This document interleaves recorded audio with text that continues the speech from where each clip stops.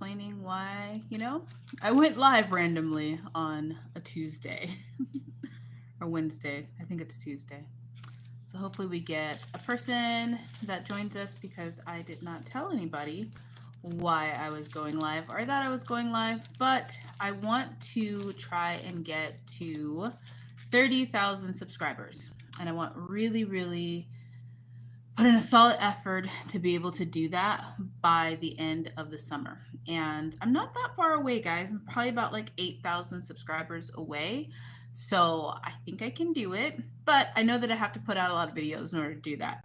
And so on days that I can't get videos out, I want to do a live and just talk about what's going on and talk about what I'm doing in the garden or in the homestead, answer questions for you guys, make it kind of like a Q&A. So that'll give me a chance to be able to get more videos up, and it'll also give you guys a chance to be able to see kind of different things that I'm doing. So I am seed selecting right now. Oh, look, we have 3 people on there. Hi, guys. Thanks for joining me. So I am separating seeds right now because I need to start thinking about what I'm going to be planning for the fall. The Bling Nurse, hello. Avondale in the house. Hey, how are you doing? And it is going good because the garden is getting some shade cloth. And I planted a bunch of things that just kind of love this Arizona heat. Things like Armenian cucumber, Malabar spinach, Chinese red lung noodle beans. Those things don't mind it, don't even need any type of like shade cloth. And you add like the shade cloth and you can grow things like okra, some onions, stuff like that, like all those different things, peppers, but you got to plant it early. Hello, and how are you? Hi, Tia. Hello. Oh, got another Arizona. Yay, Arizona peeps. So guys, hi, how's everybody? So I am going to be talking about what I'm going to be selecting for seeds to come out for the monsoon season, and then also for the fall, and then also what I plan on doing out on my homestead. So as you guys know, I'll start with the homestead. We just got the homestead cleared this winter. We went through and we purchased it last year, which I paid my first property tax. I felt like a real, like, super cool adult, like not just like any adult, but like a super cool adult that I paid property taxes. So funny. So what we're planning on doing is that we have 40 acres up in the mountains and like in the desert mountains, and not all 40 of that acres will we probably even touch. The point of us getting that much land was to be able to get enough to build generational wealth and generational housing for our families. So for our future kids and also for our goddaughter. She's like one of her kids. So part of this land, I want to just throw flower seeds. Like flower seeds, medicinal herbs, kind of do like a chaos thing situation, because if I'm thinking about it, that chaos situation is not really going to be my problem. It's going to be my future children's problem and my goddaughter's problem when they want to build houses and other things on the land. So it says I must restart my oriental long beans. They're looking dry. Yeah, we have to get them in early so that then they can be good right now, like almost in that growing stage, so that then they're not like, too small or too old at the time. But yeah, if you restart them now, they'll probably be good for monsoon, or if you get a good monsoon, probably start them right before monsoon season hits. So then they'll just keep growing. So the plan is to chaos seed all different types of flowers. Things like I want to do like some petunias in random places. These grow really well in Arizona. Nasturtiums. I want nasturtiums just kind of to take over my life because we use nasturtiums as a medicinal flower. I did a video on nasturtium a long time ago, but one of the things I use is I use the leaves and the petals to make my skin toner, because nasturtium has this wonderful little thing where it can help with like preventing sunburns and stuff like that. So since we live in a desert and since we live in the high desert where it's just highly hot, I want to make sure that we still have like, stuff like that just randomly growing in in our land so that then we can go pick it and use it whenever we want to use it. Is it too late to start peppers and tomatoes? I would wait until later, right after probably like August.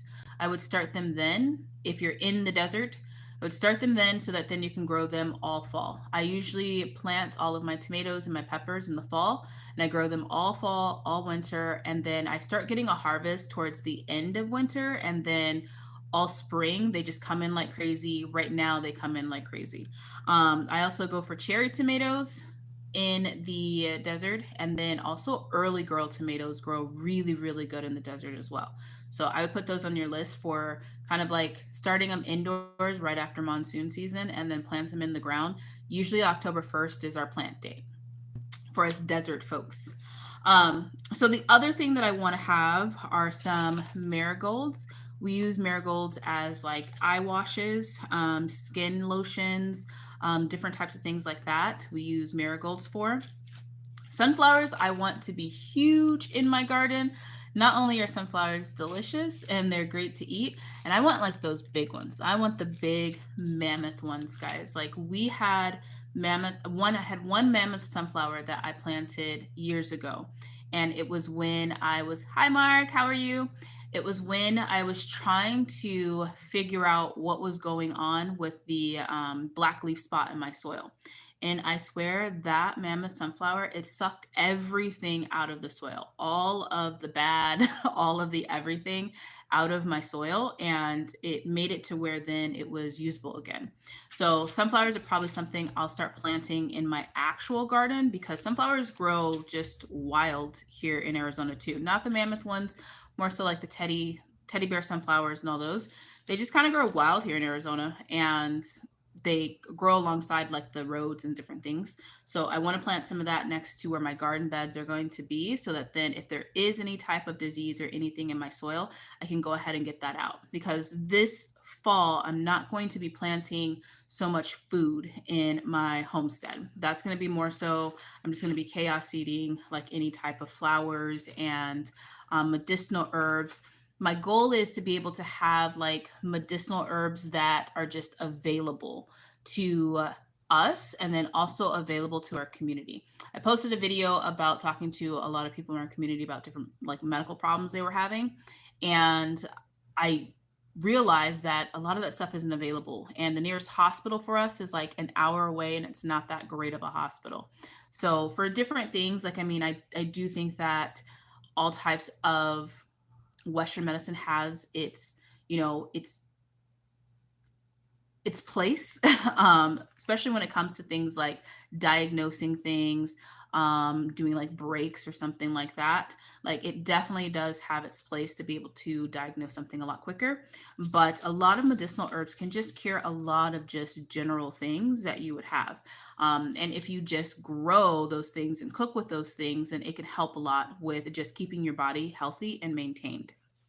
So the plan is to, like I said, have medicinal herbs growing just wildly in parts of our, probably like the back end of our property where we're not going to be going that much unless we're just going basically on a scavenger hunt to get like some flowers or some herbs to make like, medicines or skincare or something like that. Or if one of our neighbors has something going on, they can just go to the back part of our property and pick a couple things.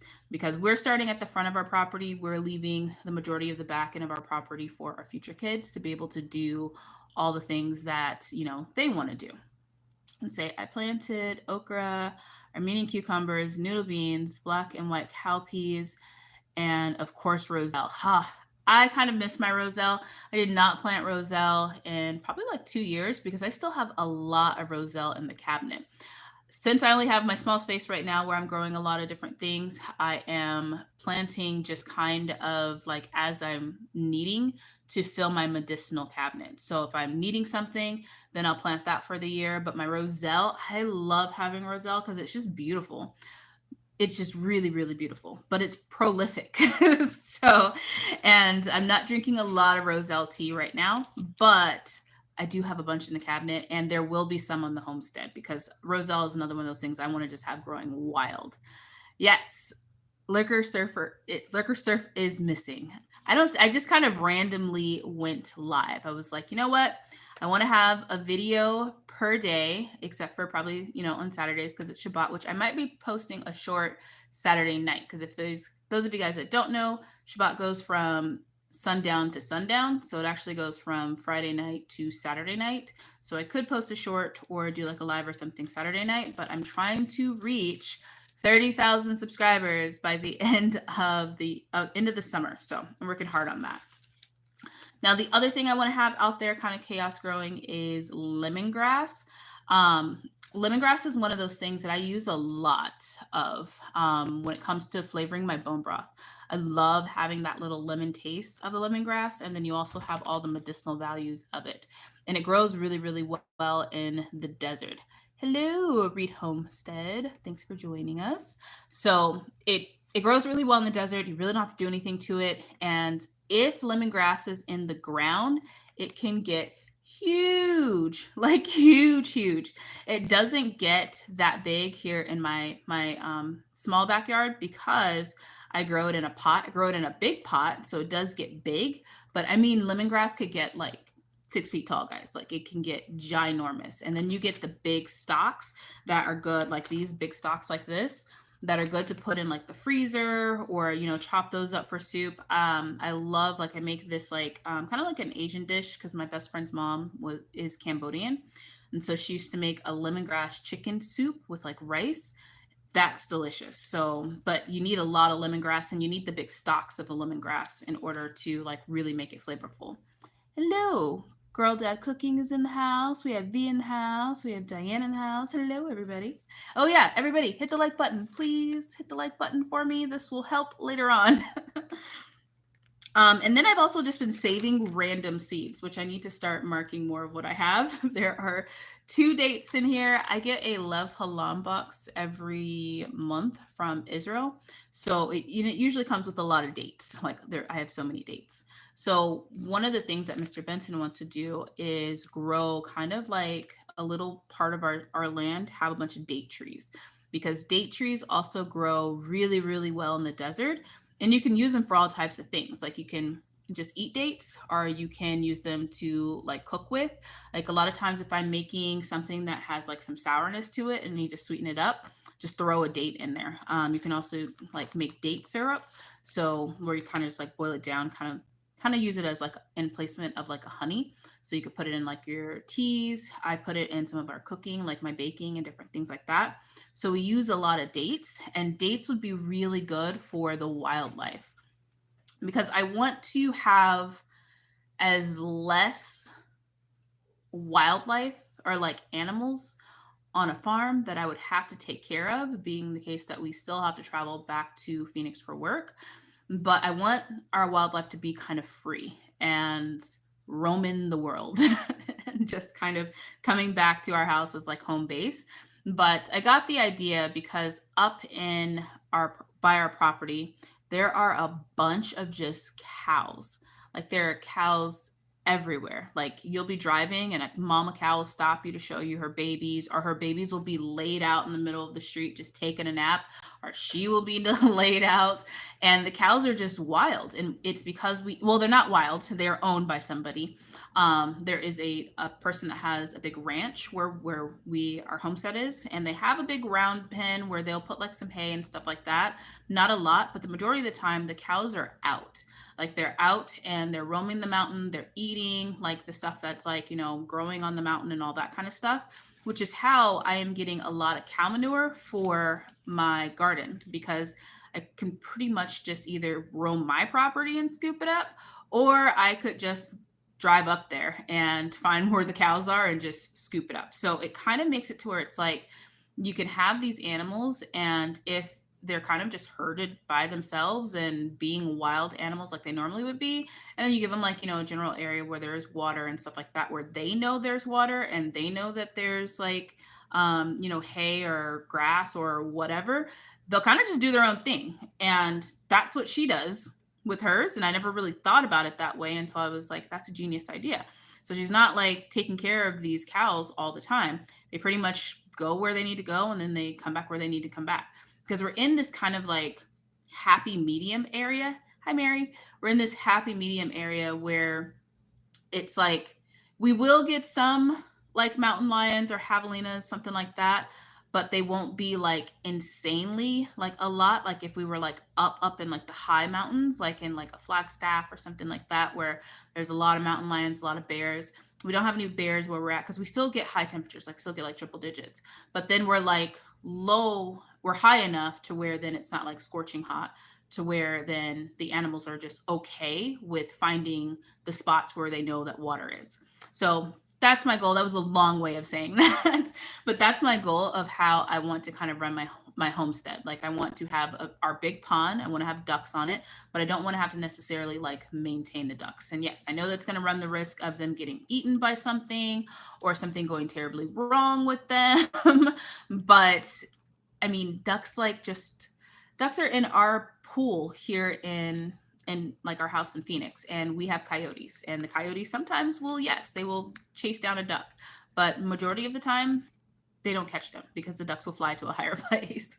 So I kind of want to do that with our homestead. So have that with like ducks. The only thing I really want to keep somewhere close to us is probably going to be chickens, and that's because I want to have chickens close to my garden.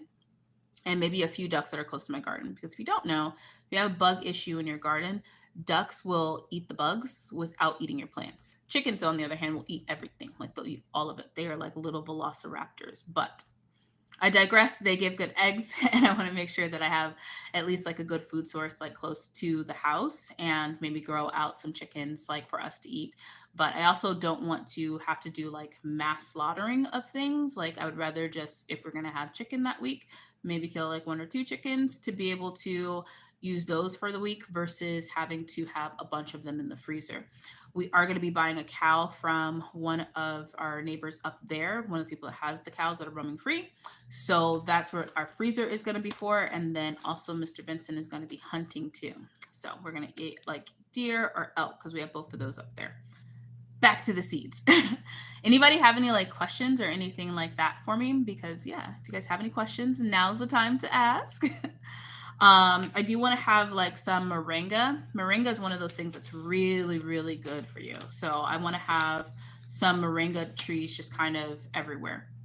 A lot of people have asked me about like, is it going to be okay for trees to grow up there? And our property, guys, is covered in trees. It's covered in trees, and it's covered in this really abrasive or invasive like bush type thing. It's like these thick roots that somebody like 100 years ago or something like that brought one seed, and that seed hit the mountain and kind of took over. But the rest of our mountain is pretty much covered in trees, especially the back end. It's covered in trees, covered in those bushes, and there's nobody out there watering it. So it's just watered by God and it's growing. So I'm pretty sure that all of my trees are going to be fine. That just sounds like a dream homestead. I'm really hoping that we can make this our dream homestead. Like we've worked super hard. And it was kind of like one of our first date questions. Like when me and Mr. Benson first met, it was like, what's your favorite color? Do you want to live on a farm with some chickens in the mountain? Because I do. So that was one of those things that we kind of like agreed on early on. And I'm really hoping that it just continues to go the way that it's been going. But yeah, it's a lot of hard work. A lot of hard work. I have 2 different type of moringa seeds. I really do wish we could do the seed swap again. One, I miss sending out the seeds to families in need. Guys, over that time that we did the seed swap, that was in memory of my mom. We sent out over 700 like seed packs to families in need. So not even just in the seed swap, because what I would do is when people sent me extra seeds or when I had extra seeds, we would put them together and families would contact me through email or like Instagram or however, and just say like, hey, like we need to start a garden. And I would send them seeds. And many of you guys sent me stamps and extra seeds or even just like money to like send them overseas, and we sent them all over the world. So over 700 families we were able to help. just with that like fun seed swap that we were doing. So I appreciate everybody that joined that with us because it was amazing. And it was amazing to see how many people you could make a difference in their lives just by them planting a garden. It really takes that whole saying of like, you can give a man a fish and feed him for a day, or teach a man to fish and feed him for a lifetime. That really put some meaning to that. There were some countries that we sent seeds to that their markets didn't have their own food, like essentially, because nobody grew anything in like these like little bitty countries. And now these countries have their own food. Like they have their own tomatoes. There was somebody that told me that he had never seen a tomato. It was a kid. Told me he had never seen a tomato until he watched my channel. And we sent him a billion tomatoes. Like we were like, here's one of every different flavor. And thankfully he had watched my channel and Roots and Refuge, so Jess also sent seeds to, and it was like one of the sweetest things in the world to now this whole little city has like, or this little town or whatever has tomatoes, and they didn't have tomatoes. They only watched tomatoes on TV, so now they have them for themselves, so that's great. I do really miss the seed swaps. How big is your kitchen garden? Will your kitchen garden be? And planning to have more than one garden, perhaps grow crops? Yes. So I will definitely grow crops. I want to grow all of our own food, like all of our own food. I want to be able, like our fruits and our vegetables. I want to have that all grown to take care of our family. Because right now, even with my small space garden, I really only go to the grocery store for things like extra onions, extra garlic, and artichoke, because we love artichoke and artichoke needs some space. I've tried it back here, but it needs some space. So other things we just eat in season, or I preserve it, like I either freeze it or can it or do whatever. But things like collard greens, I haven't bought in years. Peppers, I haven't bought in years. As you guys see, we grow a lot of jalapenos and serranos. Haven't bought those in years. Celery, I haven't bought in years. Cherry tomatoes, haven't bought in years. I do it sometimes get like Roma tomatoes or something like that. All of my herbs, I used to get fresh herbs from the grocery store all the time. Haven't gotten those in years. I think it's pretty much just like onions, garlic, and artichoke, and maybe a squash every now and then if I don't have squash growing in my backyard, because me and squash have had some issues, and corn, because me and corn have had some issues.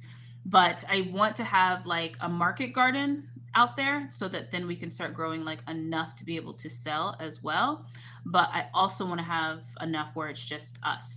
And I realized that we actually don't need that much space to feed just us, and even to feed us plus like a couple extra families, because as you guys know, we do donate a lot of the food that comes out of our garden that we don't preserve, that we just kind of give away to people in need.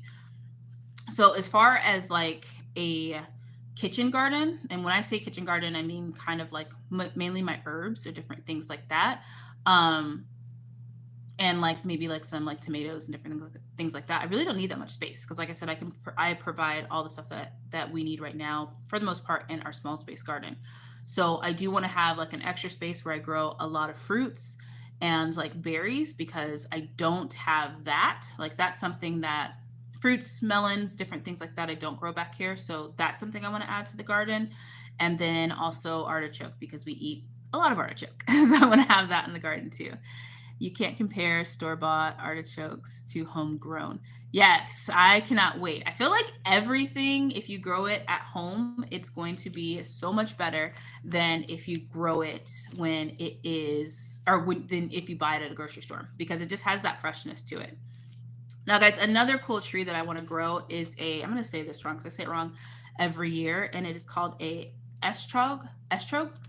It is something that we use for Sukkot during Sukkot. Like we have like a little estrog, and we have like a lulav, and we shake it around, and we like, build a sukkah and all that kind of stuff.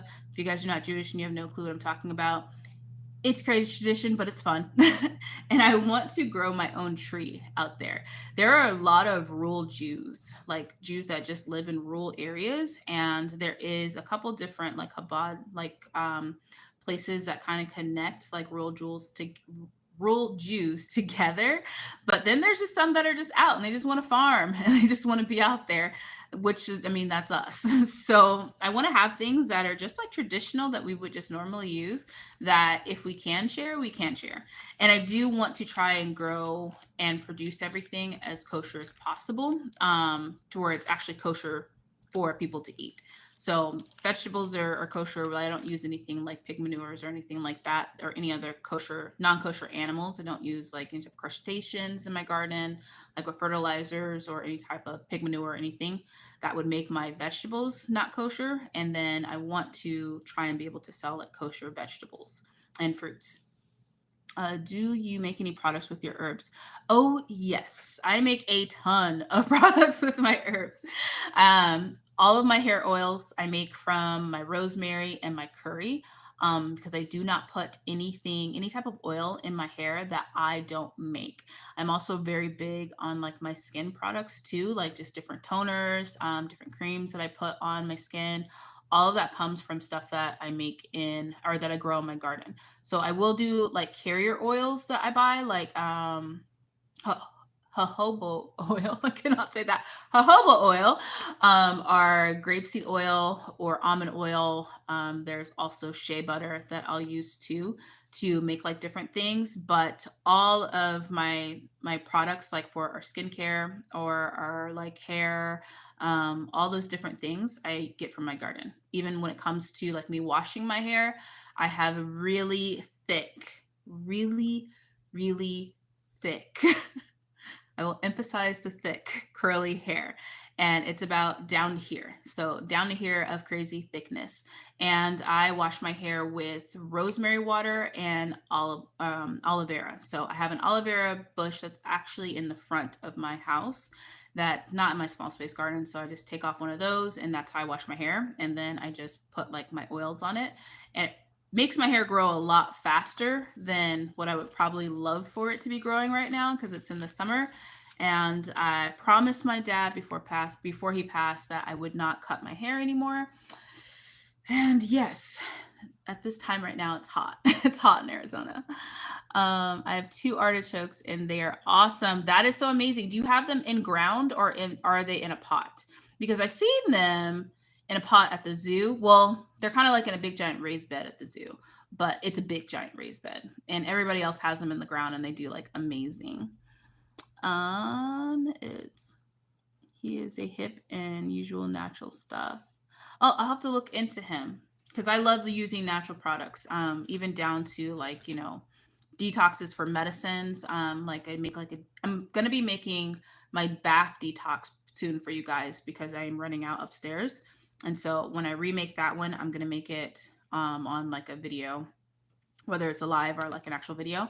And then so that way you guys can like have that recipe that I use. And then also when it comes to majority of all of our medicines, I can't grow all my medicinal herbs because a lot of medicinal herbs will take over. Like as you guys see, my primrose is kind of taking over the backyard. Roselle takes over the backyard. Mints take over everywhere. So I can only grow so many at a time. But on our homestead, I literally just want to throw these seeds everywhere. Like another one that I want to get planted is marshmallow. I want to put marshmallow everywhere, like just have it all over the place because I think that that would be amazing. And I also will use it a lot for medicinal stuff.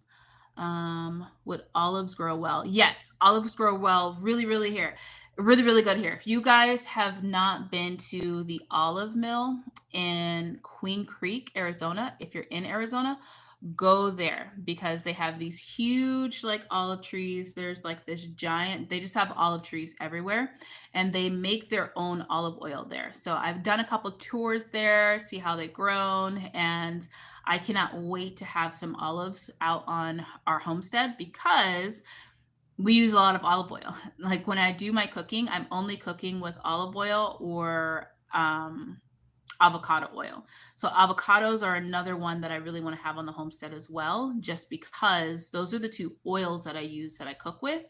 So I want to make sure that I have enough of those. And we eat olives with everything. I make like an olive spread for Shabbat and we literally just sop that on some bread and eat it. So olives are really big in this house.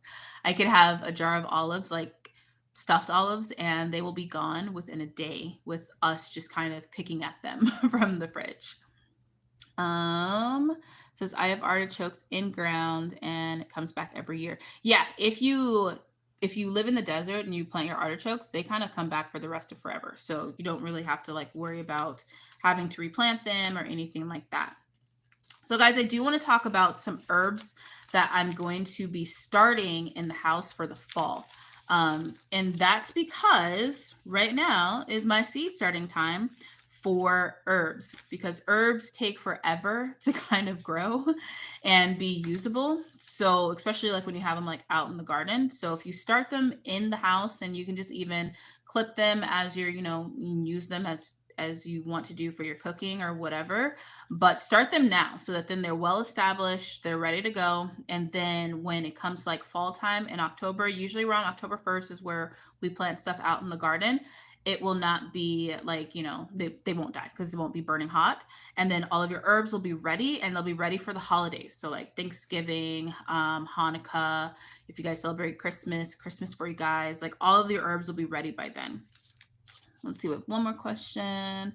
Let it be the same as the ones here. Yes. And then the artichokes, 20-gallon in fabric pots. And do they grow really well in the fabric pots? And then driving but listening. Hello, all the way from Alaska. How's Alaska going? Okay, so what I'm going to talk about are the ones that I'm starting now. We're going to have some dill because I love dill and I want to get that started. I did not grow my dill in a good spot. Normally I grow it out in one of my bricks and it grows really, really well, attracts some butterflies, everything's good. This time it did not. It did not. And it burned up a lot faster than it normally does. And I don't think we got a single butterfly. So also some sage. I do have sage going in the garden right now. It's always a toss up of if it's going to make it through the summer or not. Sometimes it does, sometimes it just does not. So I'm going to be planting some sage because sage is one of those things that I use a lot of. I will be, once this sage that's out here kind of bushes out a little bit more, I'm going to dry some of it. That poor sage went through it because we used a lot of sage this past like winter. I don't know why I was in a sage mood, but it was like I cooked with a lot of sage, and a lot of the medicines that I made had a lot of sage in it. So it was a big thing. Some thyme. I use a lot of thyme in my cooking. Like I put thyme in pretty much like everything. So I want to make sure that I have some thyme that is growing, and I want to have a lot of thyme. Lemon thyme is another one that I also love. I don't have seeds for it. I probably should get some seeds for it, but I usually just buy like a little lemon thyme at like Home Depot or something like that, and then we just grow it from there. But lemon thyme is one that I do want on my list. Parsley, you guys know I love my curly parsley. I'm hoping that we'll have the big seeds, the seed expo thing here in Arizona. If you guys have not heard about it, it's usually at a church on Bethany Homes in like Glendale / Paradise Valley. It's called the Great American Seed Up is what it's called. And so you go there. I will be there if they have it this year. They didn't have it during COVID, but I think they're bringing it back this year. So I will be there. I will tell you guys when I'll be there, so that then if you guys are in Arizona and you want to come seed shopping with me, you can, so that then I won't be alone because nobody wants to do that alone. And it'll be fun to meet some of you guys. So it's at this huge like little like event that they have. They have this big bucket of seeds and they charge you by the scoop. So you can get like a big scoop of seeds. Like I really grossly overestimated in the beginning when I first went, and I was like, oh, I could use 3 scoops of that. Nobody needs 3 scoops of parsley like that. You only need like 2 seeds to make a plant, to make like a decent sized plant. So I will have that on the list, but at least I was able to use a lot of these to share with. Now my friend Sora, I went to her garden, and she's here in Arizona too. And she gave me some seeds, but I did not mark them. One of them is, I forgot the name of it, but it makes some sugar. I'll have to figure out the name of it and tell you guys, but it makes kind of like, it's not a sugar cane. it's something else that is sweet that you can make sugar with. So I know that that's one thing that I want to plant. It's going to like come to me in the middle of the night. Hi, Mary. How are you? And then let's see what is in. I'm trying to open up this one because I have to look at the seeds. I remember she has some chickens, so we were just like hanging out, and I was holding one of her chickens as she was like telling me what seeds were what and putting them in there. Yep, see, this is another one. It looks kind of like a flower seed or something like that, but I don't know what it is. So I'll have to ask her, see if she knows. If not, we're going to chaos sow out on the land and see what happens. But I know the one that is like it's something with an S. No, it's not a stevia. It's this seed right here. And it grows really, really tall. Like it grows super, super tall, and you have to like grind it down to get the syrup out of it like you would a sugar cane, but it's not a sugar cane. It is something with an S, like a sorrow. I don't know. I'll have to ask her. But I do want to grow that because she was growing it this year. She said it grows like crazy. And I was like, oh, I want to try that. Cilantro is one that I want to get going. Cilantro is one that I want to get going, not necessarily because it takes forever to grow, but just because I miss having cilantro. So cilantro sees the sun and it pretty much bolts. So it's not one of those things that just kind of sticks around. So yeah, having cilantro growing in the house, if you live in the desert, probably the best of ideas. And then chervil. Chervil is kind of like, to me, it's like almost like a parsley, but not really, but it's delicious. I like chervil with like eggs because it's not as like strong as a parsley. And sometimes just if I'm making like a lemon chicken, it gives it that good like little edge. My basil, I will probably start a little bit of, but I really don't need to because that basil out there is doing really, really well. And basil is something that I want to take care of if I put it out on the land. Dandelion, guys. If you guys have been on my channel, yes, that is the name of it. I don't even know how to say that. So V Copper put it in the comments. It is called Sorghum. Sorghum. So I think it's sorghum. Something like that. Yeah, it's Sorghum. It is a naturally sweet plant, and you can make like a syrup out of it. So she has it growing, and I want to have it growing out on my homestead, so I want to start it here. Now, it did take over. Like, she put it in like one of those big round Vago garden beds, and it literally took over the entire thing and then threw seeds out everywhere and took over more spaces. So it's something that I want to dedicate like a section of my homestead to, probably somewhere close to the pond, because it probably will be a good thing for animals to be able to eat from too. And it grows really, really good in the desert, kind of like a sugar cane.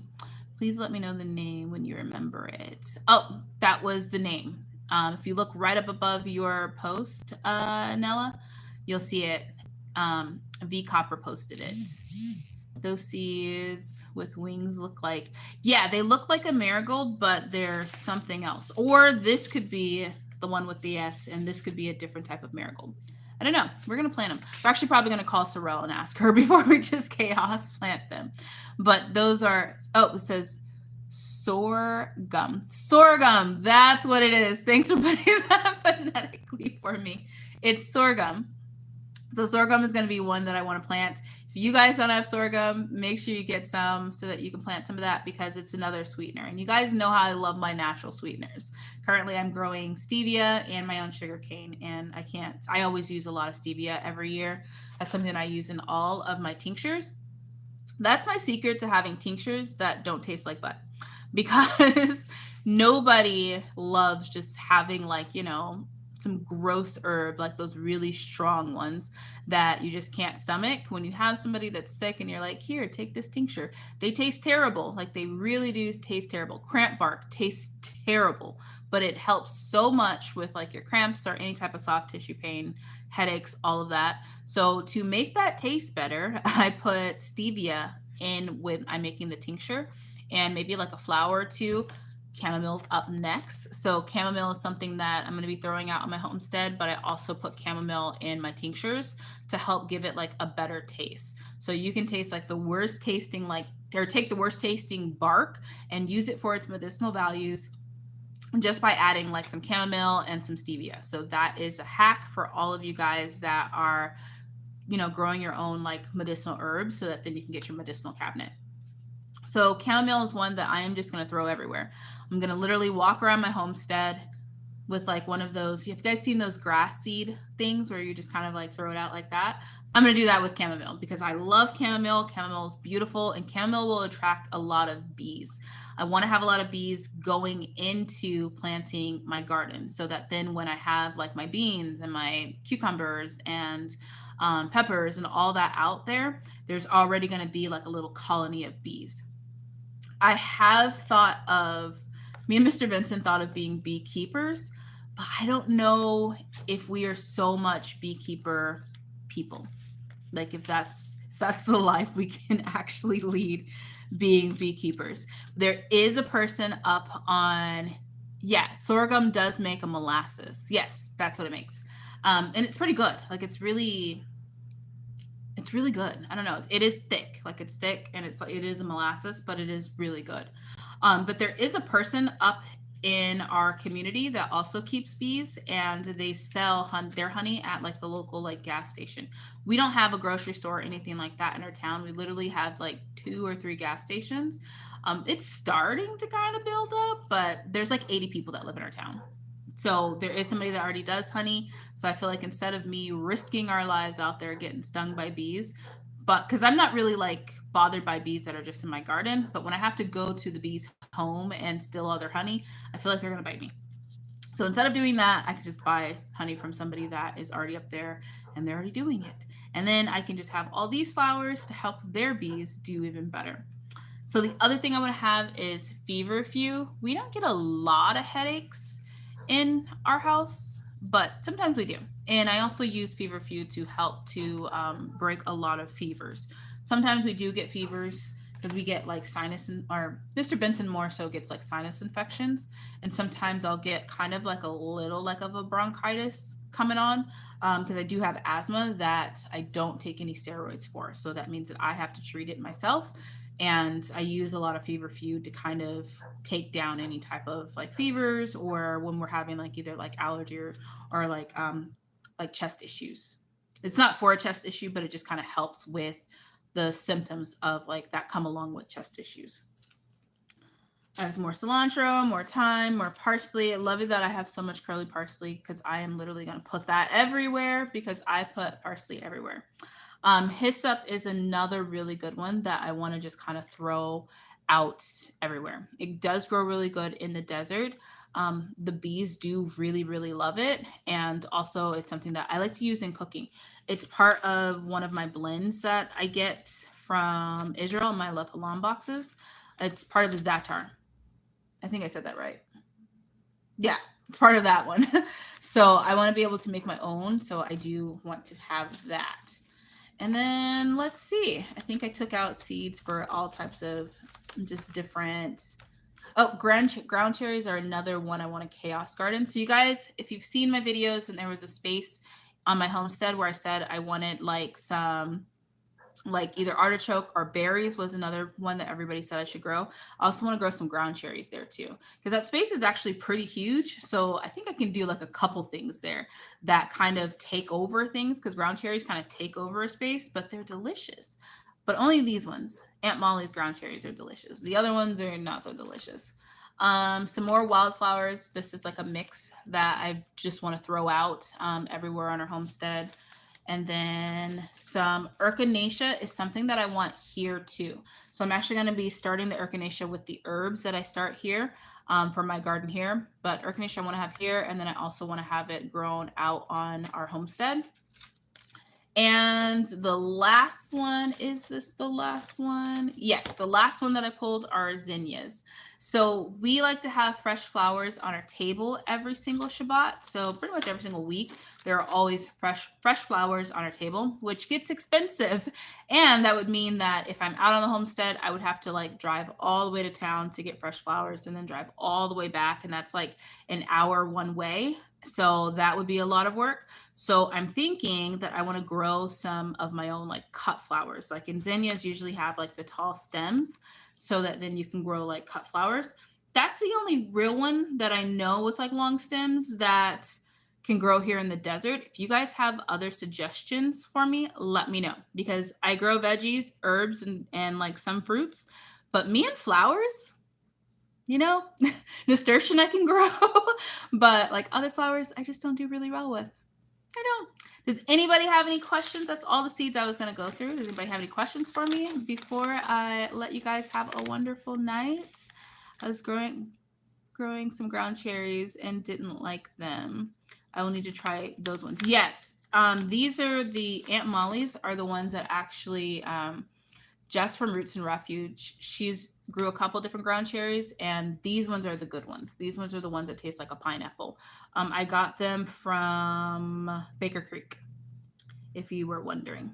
So, all right, guys. Well, it is getting close to nighttime here in Arizona. If it's not already night, our days are really long right now. So you never really know, because it's like night. It's like daytime right now, but I will see you guys later in other future videos. Thank you guys for joining my live with me. This is always fun when I can do it. I'm going to try and do it like once a week. Like I said, I'm going to do a video every single day except for Saturdays until we hit 30,000 subscribers. So hopefully that's within like the next month. I'm going to make a solid effort. Tell your friends about my channel. I'm the crazy girl that is out here growing in the desert and filming it. So have a good night, guys. Bye.